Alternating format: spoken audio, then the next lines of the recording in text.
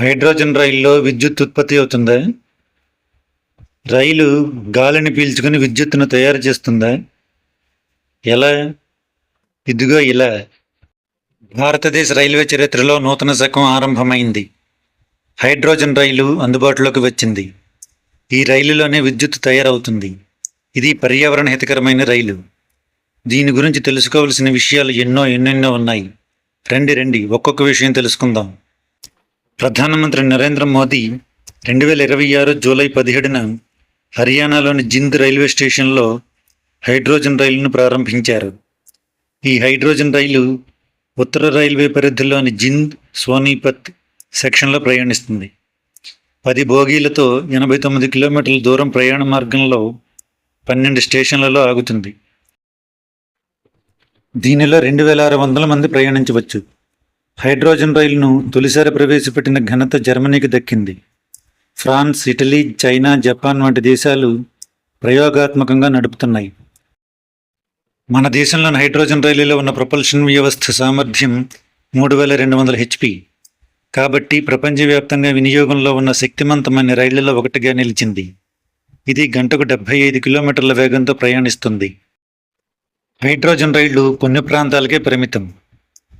ముఖ్యమైన విషయం ఏంటంటే హైడ్రోజన్ రైళ్లను దేశవ్యాప్తంగా విస్తరించడం సాధ్యం కాదు.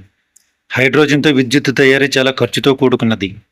అందువల్ల విద్యుదీకరణ సాధ్యం కాని మార్గాల్లో మాత్రమే వీటిని నడిపే అవకాశం ఉంటుంది. పర్యాటక ప్రాంతాలు, వారసత్వ ప్రదేశాల్లో, తక్కువ దూరం గల మార్గాల్లో ప్రయాణాలకు హైడ్రోజన్ రైళ్లు ఉపయోగపడతాయి. ఈ మార్గాల్లో వీటిని నడపడం వల్ల ఖర్చు పెరిగినా పర్యావరణానికి జరిగే నష్టం తగ్గుతుంది. కల్కా Shimla railway, Nilgiri mountain railway, Darjeeling Himalayan railway వంటి పర్యావరణ వారసత్వ ప్రాధాన్యం గల ప్రాంతాల్లో విద్యుదీకరణ జరిగితే వాటి సహజ సౌందర్యం దెబ్బతింటుంది. అందువల్ల ఇటువంటి ప్రాంతాల్లో హైడ్రోజన్ రైళ్లు ఉపయోగపడతాయి. ప్రస్తుతం ఇటువంటి మార్గాల్లో డీజిల్ ఇంజిన్ రైళ్లను నడుపుతున్నారు. వీటి వల్ల కార్బన్ డయాక్సైడ్, శబ్ద కాలుష్యం వెలువడుతోంది.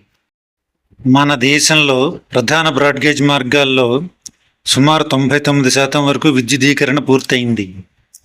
ఈ మార్గాల్లో వేగవంతమైన, సౌకర్యవంతమైన ప్రయాణాల కోసం వందే భారత్ వంటి ఆధునిక రైళ్లు అత్యంత అనుకూలంగా ఉంటాయి. హైడ్రోజన్ రైలు తనలో ఉన్న వ్యవస్థలోని హైడ్రోజన్తో విద్యుత్తును తయారు చేసుకుంటుంది. అందువల్ల దీనికి రైలు పట్టాలపై విద్యుత్ తీగల అవసరం ఉండదు. హైడ్రోజన్ రైలులో విద్యుత్ ఎలా తయారవుతుంది? హైడ్రోజన్ రైలులో ప్రధాన ఇంధనం హైడ్రోజన్ వాయువు. దీనిని అధిక పీడనంతో ట్యాంకులో నిలువ చేస్తారు. గాలిలోని ఆక్సిజన్ మరొక ట్యాంకులోకి చేరుతుంది. హైడ్రోజన్, ఆక్సిజన్ PEM ఫ్యూయల్ సెల్లోకి ప్రవేశిస్తాయి. PEM అంటే ప్రోటాన్ ఎక్స్చేంజ్ మెంబ్రెయిన్. ఈ ఫ్యూయల్ సెల్ సామర్థ్యం 1200 కిలోవాట్లు. ఈ ఫ్యూయల్ సెల్లో రసాయనిక చర్య జరిగి హైడ్రోజన్ వాయువు ప్రోటాన్లుగాను, ఎలక్ట్రాన్లుగాను విడిపోతుంది. ప్రోటాన్లు మెంబ్రెయిన్ గుండా వెళ్తాయి. ఎలక్ట్రాన్లు బయటి సర్క్యూట్ గుండా ప్రవహిస్తాయి. ఈ ఎలక్ట్రాన్ల ప్రవాహమే విద్యుత్తు. ఈ విద్యుత్తు రైలులోని ట్రాక్షన్ మోటార్లకు చేరుతుంది. ఈ మోటారు రైలు చక్రాలను నడిపిస్తుంది. అదనంగా ఉత్పత్తి అయ్యే విద్యుత్తును లిథియం అయాన్ బ్యాటరీలో నిల్వ చేస్తారు. అవసరమైనప్పుడు ఈ బ్యాటరీ నుంచి కూడా విద్యుత్తును తీసుకుని రైలు నడుస్తుంది. రైలు బ్రేక్ వేసినప్పుడు వృధా అయ్యే శక్తి మళ్ళీ విద్యుత్తుగా మారి బ్యాటరీలో నిల్వ ఉంటుంది. దీనిని రీజనరేటివ్ బ్రేకింగ్ అంటారు. Zero emission train. Hydrogen, oxygen రసాయనిక చర్య వల్ల విడుదలయ్యే ఉప ఉత్పత్తులు నీరు, వేడి. ఈ రైలు నుంచి పొగ, కార్బన్ డయాక్సైడ్, కలుషిత వాయువులు వెలువడవు. ధ్వని కూడా తక్కువగానే ఉంటుంది. అందుకే దీనిని జీరో ఎమిషన్ ట్రైన్ అంటారు. అంటే హానికారక ఉద్గారాలేవి వెలువడవు అన్నమాట. బహుళ అంచెల భద్రతా వ్యవస్థ. హైడ్రోజన్ రైలులో బహుళ అంచెల భద్రతా వ్యవస్థ ఉంది. గాలి ఎప్పటికప్పుడు బయటికి వెళ్లేలా చూసే నాన్ స్టాప్ వెంటిలేషన్ వ్యవస్థ ఈ రైల్లో ఉంది. కాబట్టి ప్రమాదవశాత్తు హైడ్రోజన్ లీక్ అయినా అది గాలిలోకి వెళ్ళి పలచబడిపోతుంది. అంతేకాకుండా ఆటోమేటిక్ షట్ ఆఫ్ వ్యవస్థ తనంతట తానే హైడ్రోజన్ సరఫరాను నిలిపివేస్తుంది.